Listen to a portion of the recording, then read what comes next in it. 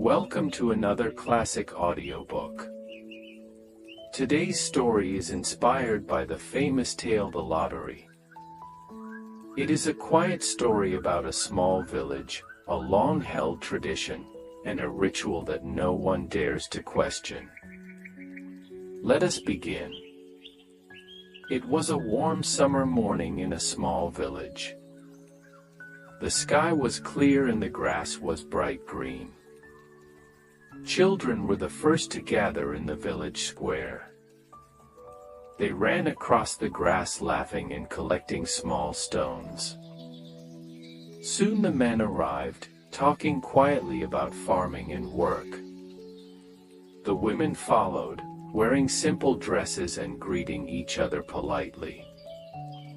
Everything looked normal. It felt like a peaceful community gathering. But there was something unusual in the center of the square.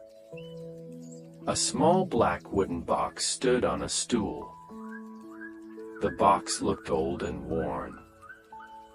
No one remembered exactly how long it had been used. Yet every year the villagers gathered around it. Every year the same ritual took place. The village leader, Mr. Summers, arrived carrying a list of names. He greeted the villagers with a friendly smile. "Good morning, everyone," he said. "It's time to begin." The people formed a circle around the square. No one joked now. Even the children grew quiet. Mr. Summers placed his hand on the black box. "This tradition has been part of our village for generations," he said. "No one remembers when it began. Some villagers believed it brought good fortune. Others simply followed the tradition because it had always existed. No one truly questioned it." Inside the black box were small pieces of paper. Each family would draw one. Mr. Summers began calling the names of the families. Adams. Mr. Adams stepped forward and pulled a slip of paper. Hutchinson. Mr. Hutchinson followed. One by one, the heads of every family came forward. The villagers watched silently. Some looked nervous. Others stared at the ground. Even the wind seemed to stop. Finally, every family had drawn a paper. But no one opened them yet. "Now," said Mr. Summers, "the families will open their papers." Slowly the villagers unfolded the slips. Most were blank. But suddenly someone whispered, "Look."